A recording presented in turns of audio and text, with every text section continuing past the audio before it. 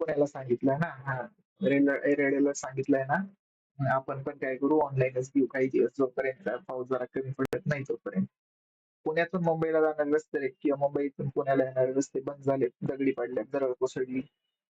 कोसळली. माहितीये ना? बघितलं का, न्यूज बघितली का? ते जे टनल्स आहेत, त्या टनलच्या पुढे दगडी पडलेले आहेत सगळे. बघितलं का? न्यूज बघत जा बरं का. टीव्ही बघा थोडासा. लय पण नाही, पण थोडंसं बघायचं. आता हे का महत्वाचं आहे? किती टाईपचे अलर्ट्स आहेत सांगा आज मला तुम्ही.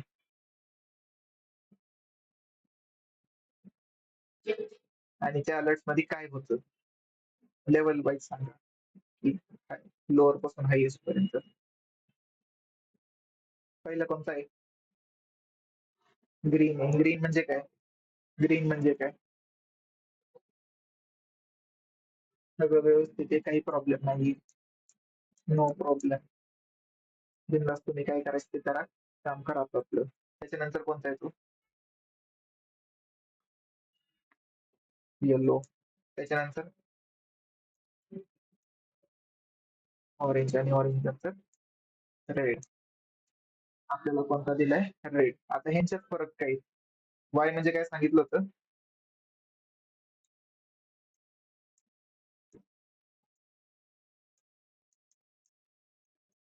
Be cautious. की अलर्ट राहा, किंवा बी अलर्टली यूज. पाऊस कसा होणार? मीडियम टू हाय होऊ शकतो. ऑरेंज मध्ये काय? बी बी प्रिपेअर्ड, तयार राहा. लोकांना पर्सनली काही होऊ शकतं. हाय टू व्हेरी हाय पाऊस होऊ शकतो. हम्म? बाहेर जाणं जरा टाळा. बाहेर जर जायचं तुम्हाला टाळता येत असेल तर टाळा. जसं की आता तुमचं ऑनलाईन घेतले क्लास, जेवढं आपल्याला टाळता येते आपण टाळतोय. की काही होऊ शकतो, पुरासारखी परिस्थिती होऊ शकते, किंवा रस्ते ब्लॉक होऊ शकतात, ट्रॅफिक जाम होऊ शकतं. आणि रेड काय? एकदम एमर्जन्सी, एकदम एमर्जन्सी, व्हेरी हाय, एक्स्ट्रीम पाऊस. इथं काय सांगितलंय? गव्हर्नमेंटलाच तयार व्हायला सांगितलंय, की गव्हर्नमेंटनीच तयार राहा बचाव करायसाठी. की पूर येणारच आहे, रस्ते ब्लॉक होणारच आहे, ते लोकांचा जीव धोक्यात येणारच आहे कुठं ना कुठेतरी. मग गव्हर्नमेंटनीच तयार राहायचं, ऍडमिनिस्ट्रेशनलाच तयार होण्याची वॉर्निंग आहे ह्या. मग आता जसं तिकडे दगड वगैरे कोसळले, तिथं कामाला कोण जाणार आहे पहिलं? लोक तर नाही जाणार ना. गव्हर्नमेंटच जाणार आहे तिथं रस्ता क्लिअर करायला, किंवा पुढं.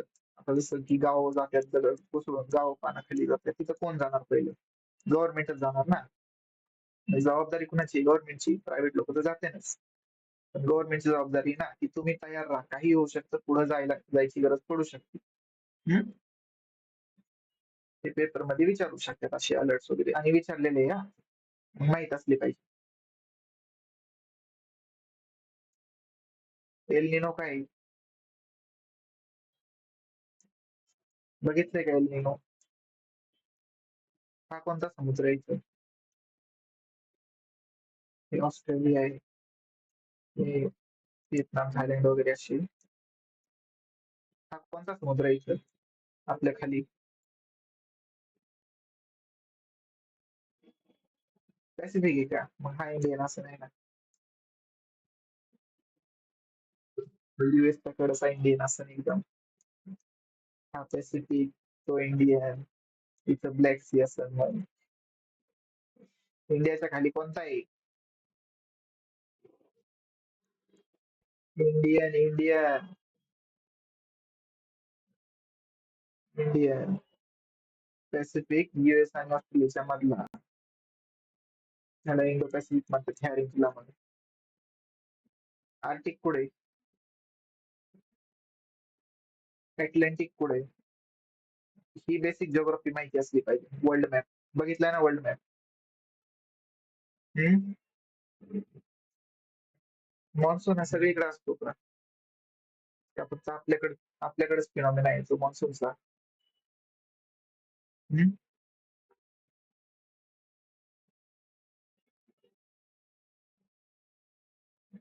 मॅप काढून बेसिक जॉग्राफी आली पाहिजे ना.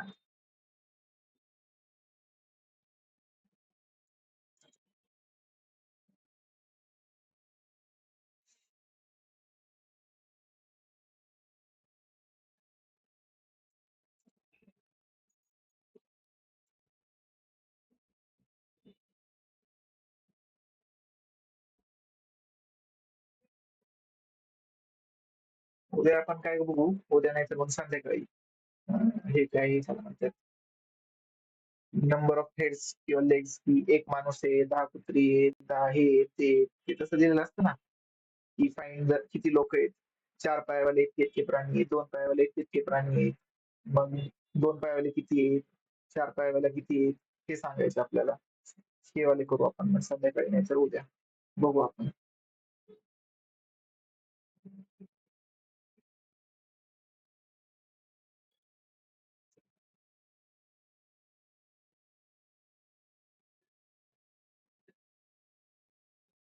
मॅप दिसतोय का?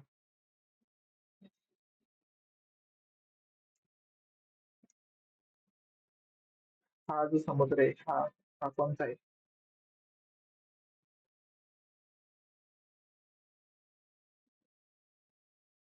हा काय?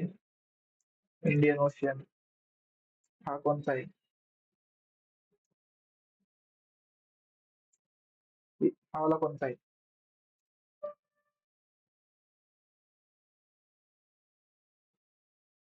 कोणता आहे? हा साऊथ अटलांटिक आणि पूर्ण अटलांटिक. हा वाला कोणता आहे?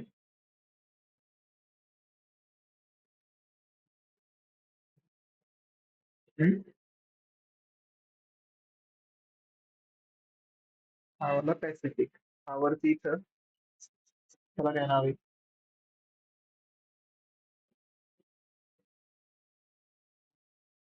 हा खालचा अँटार्क्टिक. आर्टिक वरती आणि अँटार्क्टिक खाली.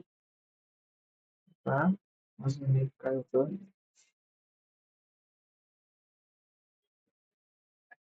हा जो पीस आहे हा कोणता आहे? त्याचं नाव काय आहे?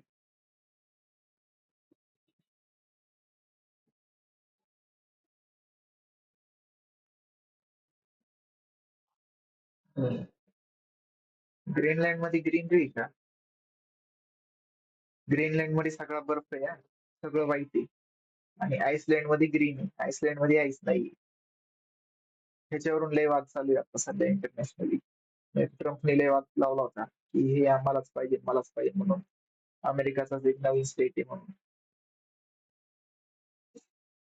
पण हे माहित असलं पाहिजे. हे हेच का विचारलं. हम्म? आणि एल निनोचा इफेक्ट कशामुळे होतोय? एल निनो बघितलं का तुम्ही? इथं आपल्या इथं काय होतं, गरम हवेचे स्पॉट्स होत्या. तो इथं न होता काय झालाय आता, इथं शिफ्ट झालाय. त्याच्यामुळे आपल्याकडे पाऊस उशिरा आला किंवा इंटेन्सिटी कमी राहणार आहे. हम्म? हे बेसिक बेसिक बघून या, आपण जिओग्राफी मध्ये घेणारच आहे. पण बेसिक बेसिक बघून घ्या हे काय असतं एलिनो. एलिनोमुळे काय फरक पडतोय आपल्याकडे. नाही पाऊस आपल्याकडे कधीच आलेला असतो ना. आता काय हा महिना संपत संपत आला. सहा आलाय. मागच्या महिन्यात काय एक जून मध्येच. आज किती तारीख आहे? कोणता महिना चालू आहे आता आपला? जूनच चालू आहे ना? जुलै चालू आहे ना, हा नाही तर जून मध्येच पाऊस येतो आपला. एक महिना लेट का झाले? तर हे ह्याच्यामुळे लेट झालं. ह्या पॅचमुळे. इथं जर गरम झालं तर काय होणार, इथली गरम हवा वर चढणार आणि थंडी हवा सगळीकडून, इथून वरून इकडून इकडून इकडून थंडी हवा इकडे येणार. तर आता काय झालं, इथं काही नसतं रेग्युलर वर्षांमध्ये. पण इथं आता गरम हवा जायला लागली. हे इथं इंडियामध्ये व्हायच्या ऐवजी इथं गरम व्हायला लागलंय. इथं गरम झाल्यामुळे काय होते, सगळी हवा कशी चालली, इकडून इकडे चालली, इकडून इकडे चालली, आपल्याकडूनच तिकडे जायला लागली हवा. म्हणून आपल्याकडे काय त्यावेळेस पाऊस पण उशिरा आला आणि कमी पण होऊ शकतो. हे जिओग्राफी मध्ये आपण डिटेल बघू याची. आणि बेसिक आपल्याला थोडासा इंडियाचा मॅप बघू आपण.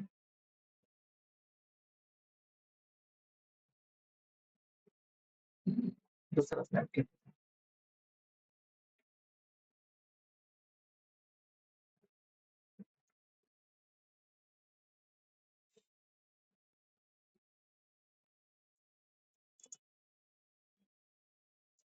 इंडियाचे नेबर कोण कोण आहेत?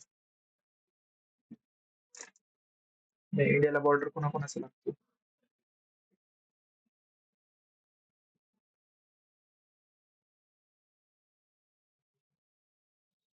हम्म.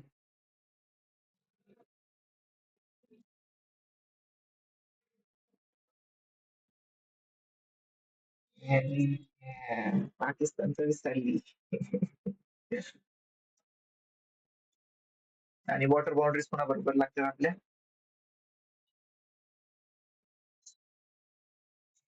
श्रीलंका, मालदीव आणि म्यानमार. म्यानमार बरोबर लागते. आपलं अंदमान निकोबार आहे नाही खाली. आणि आपण जे नवीन प्रोजेक्ट बनवतोय तो कुठं बनवतोय? जो ट्रान्सशिपमेंट प्रोजेक्ट चाललाय त्याच्यावरून एवढा गोंधळ लावलाय राहुल भाईंनी आपल्या. तो कुठं बनतोय? अंदमानच्याच आयलँड वर बनतोय ना. एक second.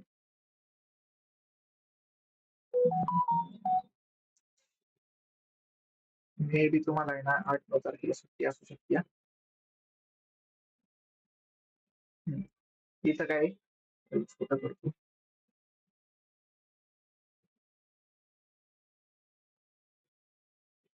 हा काय पाकिस्तान. इथून इथं वर अजून वरती. आणि इथं काय छोटासा पार्ट कुणाचा लागतो हा? अफगाणिस्तानचा लागतो. लय छोटा आहे हा. एवढाच. आणि अशी पातळ लाईन. हे काय आहे? अफगाणिस्तानी. आणि बाकीचा आहे इथून अख्खा पाकिस्तानी. मग इथून इकडं कसं आहे अख्खा चायना आहे. चायना पण नाही, हा तिबेट आहे. चायनाने कब्जा केलेला आहे तिबेटवर.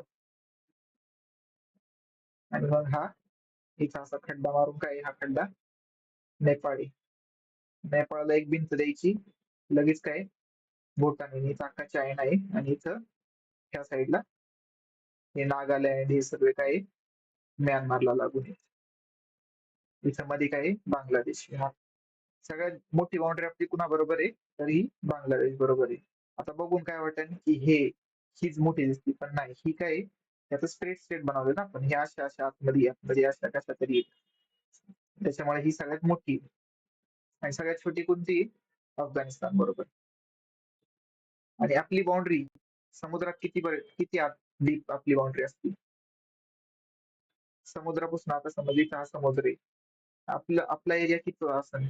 इथून इथं 1 किलोमीटर, 10 किलोमीटर, 50 किलोमीटर, 100 किलोमीटर का इथवर केवढा एरिया आपला असू शकतो की आपली टेरिटरी पकडली जाते? आठवतंय का? नंदिनी? 11, 12, 100 और 50. नंबर तरी आठवतोय का?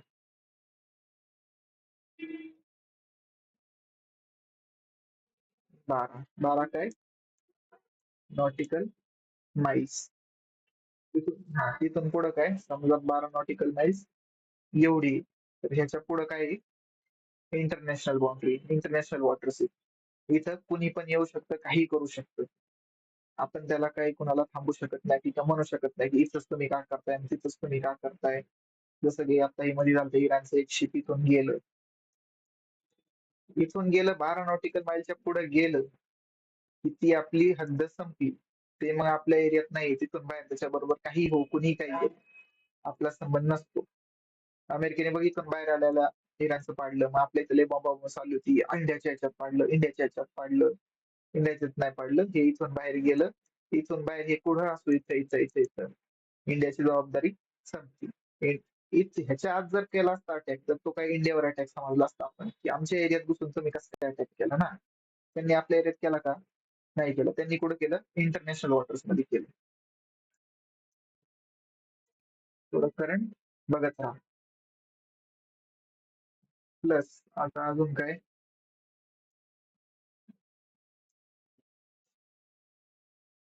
की बाउंड्री आता चेंज झाल्या का, आपली वॉटर बाउंड्री किती आहे आणि लँड बाउंड्री किती आहे हे संध्याकाळी बघून सांगा मला तुम्ही बरं का. किती किलोमीटर्सची ही बाउंड्री, किती किलोमीटर्स आहेत लँड बाउंड्री आणि वॉटर बाउंड्री. आणि 11,000 फीट तरी आणि लाईनची मोजून बघून सांगा search करून. हे जे पास आहेत ना ह्यांना काहीतरी नाव दिलेलं आहे, आपल्याला ही नावं बघायची आहेत. आणि मग इथून एक पास आहे, ह्याला एक नाव आहे. चायना पुढून फिरून जातं. आपण जे इंटरनॅशनल वॉटरवेज आहेत ह्या, चायना कसं जातो व्यापार करून, इथून इथून इथून असं असं जातं. इथून नाही जात, इथून जातं. इथून जातं का, इथून नाही जात, इथून गेलं की काय एवढा मोठा डिस्टन्स आहे, किती छोटा डिस्टन्स आहे का हा. हम्म? आपण कुठं बनवायचं, झूम करतो मी. आपलं अंदमान निकोबार इथं कुठंतरी आहे. म्हणून आपण काय इथं जर आपण आपली फॅसिलिटी बनवली तर काय चायनाला आपण इथं अडवू शकतो. अडवण्यासाठीच बनवतोय का आपण, नाही. पण आपण चायनाने आपल्याला काही केलं तर आपण हा रस्ता चायनाचा ब्लॉक करू शकतो. जर आपली नेव्ही इथं असेल तर आपल्याला इझी राहणार. अजून पण आपण करू शकतो पण इझी राहणार. चायना पण काय इथं वरती आपल्या बरोबर मस्ती करण्यापेक्षा करायच्या आधी इथं सारखं अटॅक, आर्मी हे आमचंय ते आमचंय करीत राहतं चायना. हे करायच्या आधी इथं 17 वेळा विचार करणार. कारण आपल्याला काही अटॅक नाही करायचं चायनावर. फक्त इथं आपली एक शिपाडवी लावली तर चायनाचा बिझनेसच बंद होईल. बंद पण करायची गरज नाही. फक्त 1 दिवस, 2 दिवस, 10 दिवस जरी उशीर लावला तरी त्यांना करोडो, लाखो कोटींचं नुकसान होणार. लाखो कोटींचं नुकसान. चायना हा फालतूपणा करायच्या आधी तर 17 वेळा विचार करणार. आणि इथं जे आपण प्रोजेक्ट बनवतोय ते फक्त ह्याच्यासाठीच आहे का टाइमपास, चायनाला अडवाळवी नाही. आपल्याला काय येणार आहे त्यातून, इन्कम जनरेट होणार आहे. इन्कम कसा जनरेट होणार आहे, फॉरेन करन्सी मध्ये. फॉरेन कोणती करन्सी, तर डॉलर मध्ये आपण इन्कम कमावणार आहे. कारण हे जे मोठे मोठे रूट्स आहेत, आता समज चायना आहे, इथून चायनातून इथं माल आला, इथं रिफ्युलिंग साठी थांबणार तो, मग इथून पुढे जाणार, इथून पुढे माल इकडे सगळीकडे जातो. किंवा आता शिप्स आहेत त्या सगळीकडे जायच्या, त्या अमेरिकेला जायच्या, त्या आफ्रिकेला जायच्या, त्या इथून आत इथं जाणार आहे, ते इथून आत इथं जाणार आहे. थोडं झूम करतो दिसत नसेल तर. इथं रिफ्युलिंग करायची गरज पडती, किंवा स्टॉक स्टॉक घ्यायचा आहे, किंवा स्टॉक इथं डिस्ट्रीब्युशन करायची ह्या छोट्या छोट्या देशांमध्ये. मग काय, इथं एक बेस असलं तर काय छोट्या शिप्स मध्ये इथंच लोड करायचं. मोठी शिप काय आज जाऊ शकते का, नाही जाऊ शकत. इथंच छोट्या शिप्स मध्ये लोड करायचं आणि आजूबाजूला द्यायचं पाठवून. किंवा इंडियामध्ये माल पाठवायचा आहे, इंडियामध्ये इथे एक पोर्ट आहे, इथे एक पोर्ट आहे, इथे एक इंटरनॅशनल पोर्ट होते मोठं. म्हणजे इथं आपला सप्लाय चेन अजून वाढतो, मालाचा तुटवडा कमी पडणार, प्रत्येक जण येणार, प्रत्येक मोठा मोठ्याले इंटरनॅशनल शिप्स येणार, ते इथं थांबणार. आधी इथं थांबायला जागाच नव्हती. जर आपण त्यांना ऑप्शन दिलं तर आपल्याला लाखो कोटींचा इन्कम चालू होणार फॉरेन करन्सी मध्ये.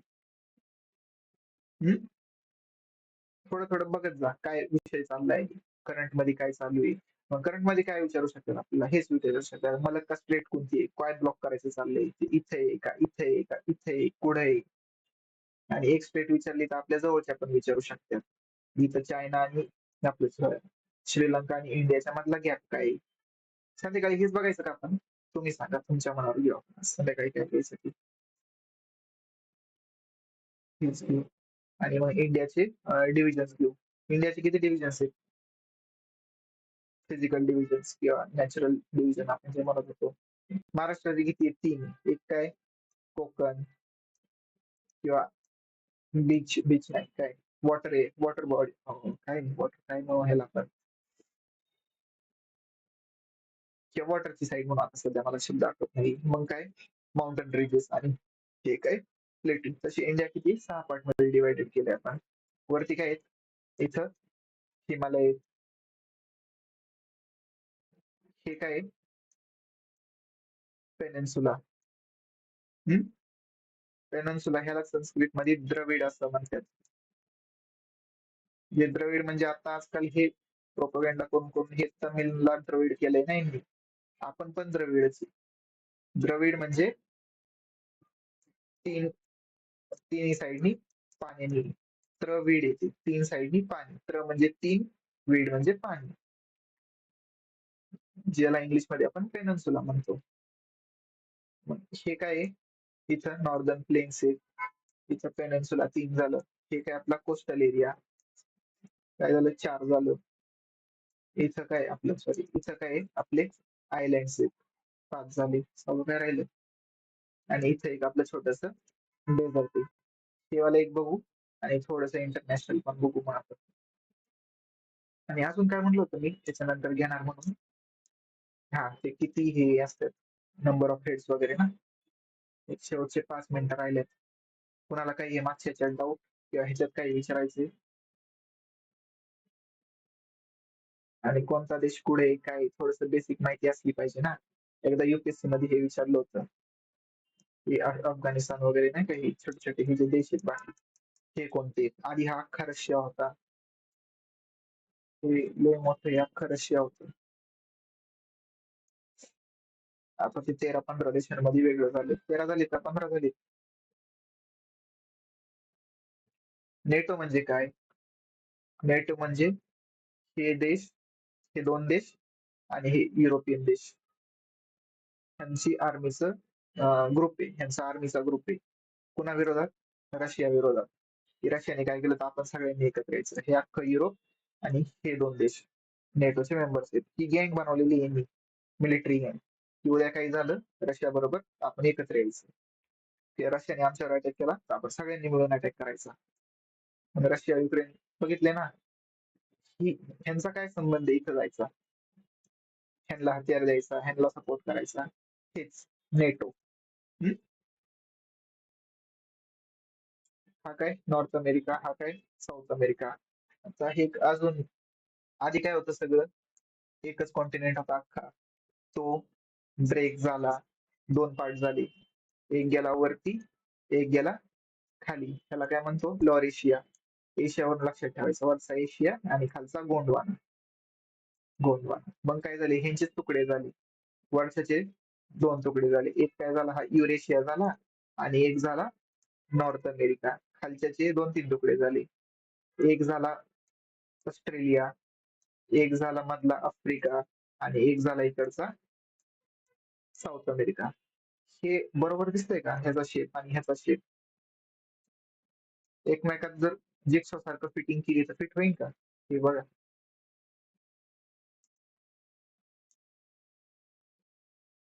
हे इथं फिट केला, फिट बसतंय का? बसल्यासारखं वाटतंय का? हम्म हे इथूनच तुटल्यासारखं वाटतंय का? तसा हा पूर्णपण ह्याच्यातून तुटलेला आहे आणि मग लांब लांब गेले. का गेले तर प्लेट टेक्टॉनिक्स, या खाली काय मोठ्या मोठ्या प्लेट्स आहेत, त्या प्लेट जर तुटल्या तर काय होतंय, हे लांब लांब सरत जाते. इंडिया पण कुठं होता? इंडिया पण ह्याचा पार्ट होता, या खाली जो गेलाय ना ह्याचा पार्ट होता गोंडवानाचा. हा काय वर सरकत सरकत सरकत सरकत हे एशियाला धडकलाय.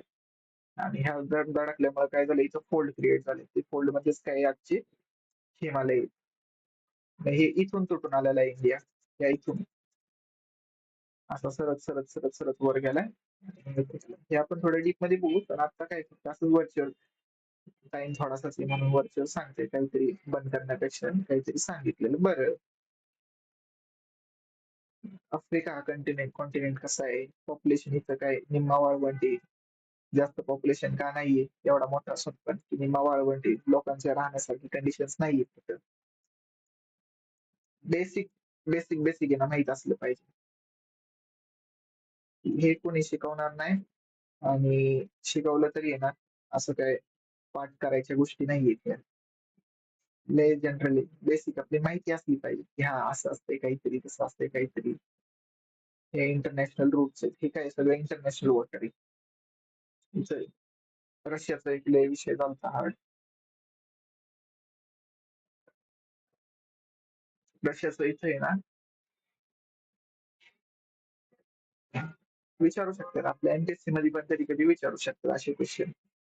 लेट जी के रशियाचं आहे ना, इथं एक छोटस आयलंड आहे आणि इथून आहे ना इथं 12 नॉटिकल माईलच्या कुठून पण चारी बाजूने रशिया आहे, पण काय होतंय, असं 12 नॉटिकल माईल आहे ना कुठूनच पूर्ण होत नाही. मग हे आयलंड आहे ना इंटरनॅशनल वॉटर म्हणून मोडतं.